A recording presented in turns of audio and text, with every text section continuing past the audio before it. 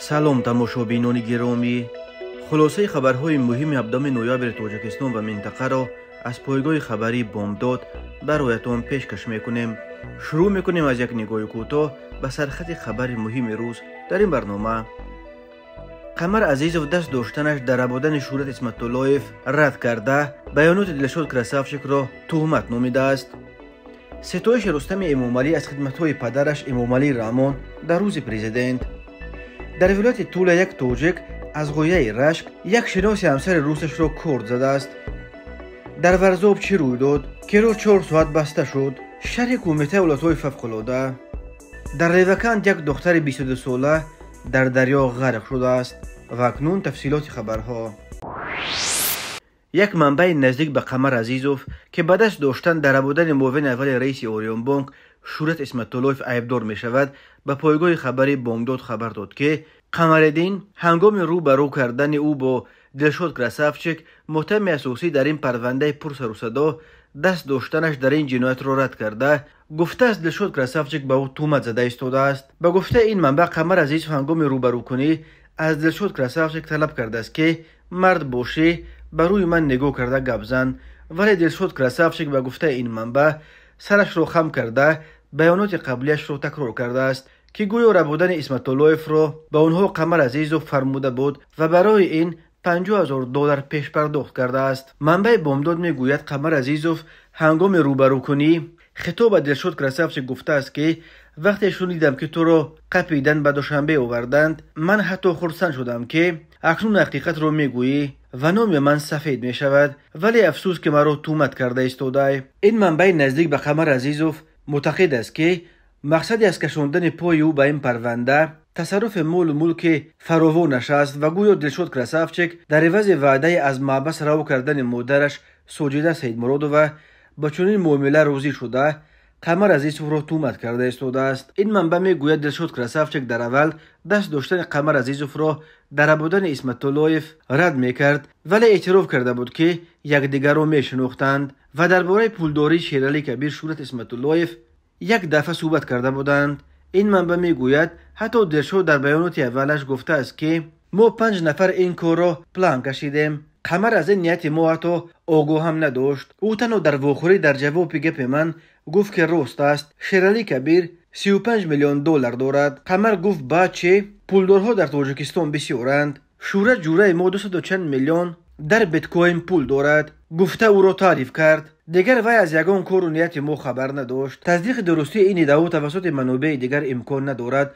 مقامات تا کنون با گذشت قریب نیم ساله تا بازداشت قمر عزیزوف و چه مقام داشتن او در پرونده ربودن و قتل اسمت‌اللهیف را رسما یگان شرح ندادند. بنا به فرضیه تفتیشات آدمربایان در عموم 16 نفر بوده در ربودن و عذاب و شکنجه دادن و قتل شورت اسمت‌اللهیف 5 نفر آنها دلشاد سیدمرادوف، اکبر احمدوف، رستم اشوروف، شاروخ خوجایف و بختاور سفروف اشتراک فعال داشتند. همین 5 نفر شام 23 ایون سال 2023 اسمت‌اللهیف را از نزد خانه‌اش در محله 8 مارت به ماشین بار کرده به یک منزلی از قبل اجاره گرفته شده به دهه شاداب جماعت چهارباغ نویه ورزا بردند. اسمت‌اللهیف ساعت 3 صبح 24 ایون بعد 7 ساعت شکنجهش دیگر به این همه عذاب و عقوبت تاب نآورده جان داده است. آدمربایان جسد او را همراه ماشین به دریای زرافشان پرتافته فرار کردند. جسد اسمت‌اللهیف را بعد 50 روز جستجو روز 12 آگوست از موضع سرزم پنجکین پیدا کرده روز 3 آگوست به خاک سپاریدند. شهردار دوشنبه و رئیس مجلس ملی مجلس بالای پارلمان تاجیکستان رستم امامعلی که با یک سفر رسمی در شهر بشکک قرار دارد روز 16 نوامبر سال 2023 با نشر یک عکس مشترک او و پدرش پرزیدنت کنونی تاجیکستان امامعلی رحمان در کانالش در شبکه تلگرام مردم را با روز پرزیدنت تبریک گفته از خدمت‌های پدرش در مقام پرزیدنت با استفاده از عباره‌های چون پرزیدنت محبوب کشور ستایش کرده است. رستم امامعلی به پدرش تنسیتی و برای ادامه اجرای رسالت دولتداریش نیرو و کامیابی تمنا کرده اظهار اطمینان کرده است که خدمت‌های امامعلی رحمان همچون اثر ماندگار در صحیفه‌های تاریخ ملت تمدن‌آفر تاجیک با حرف‌های زرین نقش بسته است. امامعلی رحمون که 5 اکتبر سال جاری به سن 72 قدم گذاشت، از ماه نوامبر سال 1992 اینک 31 سال باز رهبر اول تاجیکستان است. در سال 2016 با قبول یک قانون ویژه به او عنوان پیشوای ملت اساسگذار سال وحدت ملی داده شد. این عنوان هم چون به امامعلی رحمون حق می‌دهد که بدون محدودیت نامزدیش را به مقام پرزیدنت گذارد. او از این حق در انتخابات پرزیدنتی سال 2020 استفاده برد و ریاست خود را باز برای 7 سال دیگر یعنی تا سال 2027 که به سن 75 خواهد رسید تمدید کرد. اما منابع اوگو میگویند که امامعلی رحمون شاید خیلی بروقتر از سال 2007 کرسی پرزیدنتی را به پسرش رستم امامعلی واگذار کرده خودم چون پیشوای ملت رهبری عمومی بر امور دولتداری را در دست خود نگاه بدارد. مقام پیشوای ملت به امامعلی رحمون اخی دخالت در امور دولتی را بعد رفتنش از مقام نیز میدهد. رستم امامعلی پسر کلانی امامعلی رحمون که ماه دکبر سن 36 را پر میکند سالهای زیاد است که همچون وارث احتمالی کرسی پرزیدنتی پدرش نام برده می شود. ناظران امور در این بین در چندین مقام مختلف مهم از جمله در رهبری خدمات گمرک و اگنتی مبارزه با کروپسیا و همچنین شهردار دوشنبه و رئیس مجلس ملی کار کردن او را به خاطر تجربه رهبری اندوختن رستم امامعلی در راهش به سوی کرسی پرزیدنتی می شمارند. در سال 2016 تا سن حداقل نامزدی به پرزیدنتی را از 35 تا 30 پایین آوردند و همه بر این بودند که مقصد از این تغییر مهم هموار کردن راه اشتراک رستم امامعلی در انتخابات پرزیدنتی است. اما در انتخابات سال 2020 برخلاف انتظارات بازم خود امامعلی رحمون بار دیگر نامزدیش را گذاشت. ناظران امور این را به اختلاف نظرها بر سر نامزدی پرزیدنت در داخل خود عائله امامعلی رحمون و هم در بین اعضای کلیدی حکومت ربط می‌دادند.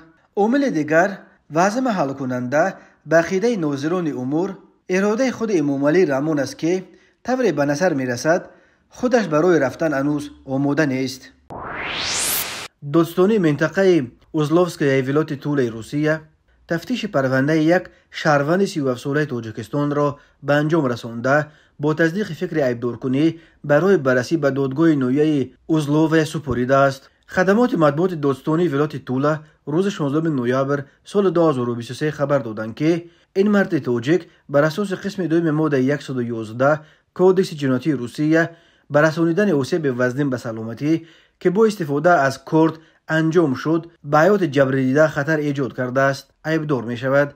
گفته می شود که او از غایه رشک یک جوان شناس همسر روسش را کار زده است. به مرد تاجیک برای این کردار بر اساس این بند قانون روسیه همچون جزا تا 10 سال زندان تهدید می کند. خود مهاجر تاجیک که در حبس قرار دارد همچنین نزدیکان و ادوکات او برای شرح مستقیم قضیه دسترس نیستند، ولی دادستانی ولایت توله میگوید که عیبدار شونده اتهامات به او اعلان شده را اعتراف کرده به گردن گرفت. بنا به خلاصه تفتیشات شام 22 آگوست سال 2023 شهروند خارجی همسر خود را با یک شناس 23 سالش رشک کرده شناس همسرش را به برش کوچه شختیارها به ملاقات دعوت کرده است. هنگام ملاقات او به شکم آن مرد یک ضرب کارد زده جراحتی رسانیده است که باعث آسیب وزن به سلامتی جبر دیده شده است. مرد تاجیک را خود همان روز دستگیر کرده به حبس گرفتند. از روسیه هر سر چند وقت درباره مناقشه‌های خونین مهاجران با معشوقه‌های روسش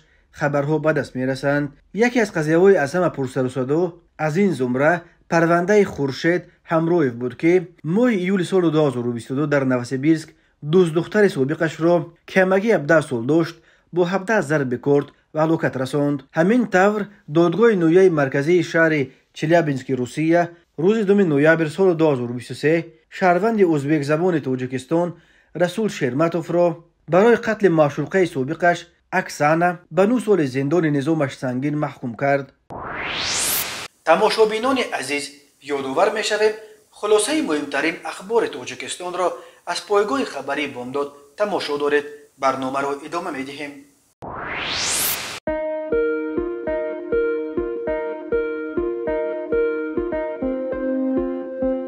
مرکز مطبوعات وزارت کارهای داخلی تاجیکستان خبر داد که شام 14 نوامبر سال 2023 بر اثر در نویه رودکی به مانع کنار راه برخوردن یک ماشین مرسدس، راننده و 4 مسافر این ماشین در جای حادثه جان دادند.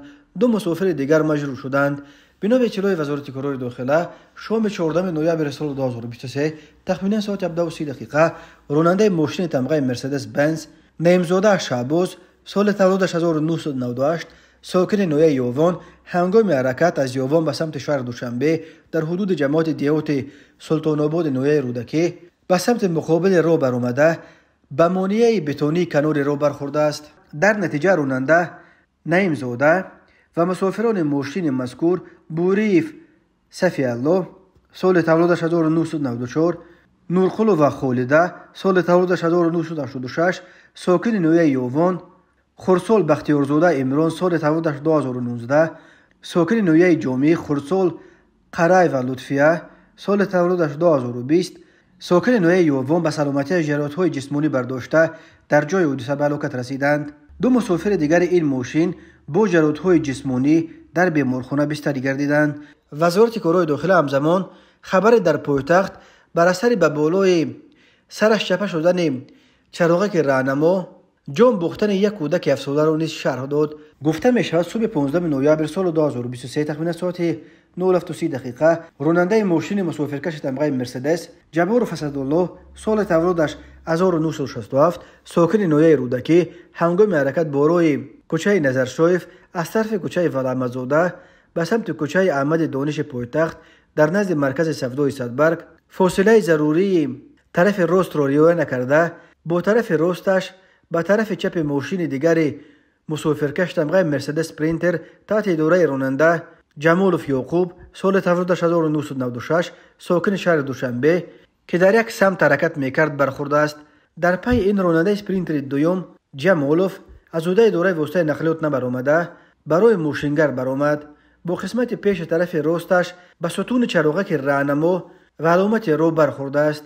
در نتیجه ستون چراغک راه شکسته به بالای سر پیادهگرد نابالغ عظیموف ابراهیم سال تولدش 2016 ساکن شهر دوشنبه که در پیرهی پیادهگردان می ایستاد افتاده است. متاسفانه نابالغ عظیموف جراحات گوناگون جسمانی برداشته در بیمارخانه به هلاکت رسیده است. اوید بین حادثه و تحقیقات ادامه دارد. راههای تاجیکستان از لحاظ صدمه ها پرخطر دانسته می شوند. هر سال بر اثر صدمه ها در راههای تاجیکستان تا 400 نفر به هلاکت رسیده، بیش از 1200 تن دیگر معیوب می شوند.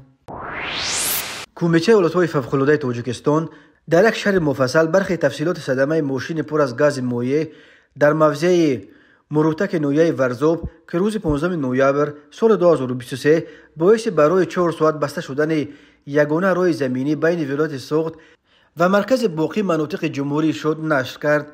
بنا به اطلاع نشر شده 15 نوامبر سال 2023 ساعت 14:44 به وقت محلی در کیلومتر 27 راه ماشینگرد دوشنبه ورزوب در موضع مروتک از سیسترن ماشین سوختبری تمغه ولوو که 20 تن گاز مایع انتقال میداد با سبب‌های تکنیکی اخراج گاز مشاهده شد. این ماشین وقت دچار صدمه شد که از خوجند به طرف دوشنبه با مقصد احتیاط به دلایل احتمال ترکش ماشین بر اثر اخراج گاز راه ماشینگرد دوشنبه خوجند از هر دو جانب موقتا بسته شد. برای برطرف کردن خطر به جای حادثه به طور عاجل دسته مخصوص خدمات جاسوسی و نجات کمیته حالتهای فوق‌العاده تاجیکستان، خدمات سوختارنشانی وزارت کارهای داخله و کمیسیون حالتهای فوق‌العاده نویه ورزوب فرستاده شدند.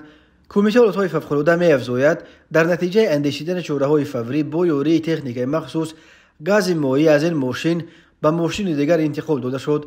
ساعت 18:50 خطر برطرف کرده شد و از ترکش احتمالی ماشین و خرابی‌های احتمالی در راه پیشگیری گردید. در این رابطه کمیته حالتهای فوق‌العاده از کل رانندگان خواسته است که قبل از سفر ماشین‌های خود را سنجند و نقصان‌های تکنیکی آن را برطرف سازند. در کنار شهر لیوکند در جنوب تاجیکستان یک دختر 22 ساله در دریا غرق شده است. مرکز مطبوعات کمیته حالتهای فوق‌العاده تاجیکستان خبر داد که روز 16 نوامبر سال 2023 نجات بخشان از ریاست حالتهای فوق‌العاده ولایت ختلان در پی انجام کارهای جستجویی جسد یک دختر را پیدا کرده از آب بیرون آوردند. ساکن 22 ساله دهه ایشان آباد جماعت دهوت وعدت در کنار شهر لیوکانتی ولایت قطلون به آب دریای مکان زیستش افتاده غرق شده است. نجات بخشان بلافاصله به کارهای جستجوی آغاز کردند. جسد دختر رو خود همون روز 16 نوامبر 5 کیلومتر پایین‌تر از موضع غرق شدنش پیدا کرده با دست خویشاوندانش سپردند. گفته می شود در خبر تفصیلات دیگر حادثه گفته نشده است. معلوم نیست که این دختر تصادفاً به دریا افتاده است و یا خودکشی کرده است. هر سال در تاجیکستان تا 600 حالت خودکشی و قصد خودکشی ثبت کرده می شود. اکثر آنهایی که به جان خود قصد می کنند زنان و دخترانند که در اکثر مواردها به دلیل نافهمی‌ها در عائله و یا اثر احساس در پی مناقشه‌ها با دیگر اعضای عائله‌هایشان دست به چنین عمل می‌زنند. ده‌ها نفر آنها خود را به دریا و کانال‌ها پرتافته رشته عمر خود را ختم می‌کنند. دین اسلام و اکثر دین‌های دیگر دنیا خودکشی را همچون یک عمل حرام و ممنوع و مخالف خواسته خدا محکوم می‌کنند. روحانیان مسلمان تا دعوت می‌کنند تا آنهایی را که خودکشی کردند نماز جنازه نخوانند. تماشابینان عزیز و گرامی، این بود مرور به خلاصه چند خبر مهم امروز تاجیکستان. خبر و گزارش‌های بیشتر از تاجیکستان و درباره تاجیکستان و اطراف آن را در سامانه پایگاه خبری بامداد در این نشانه پیگیری نمایید: www.bomdad.com. خوش باشید.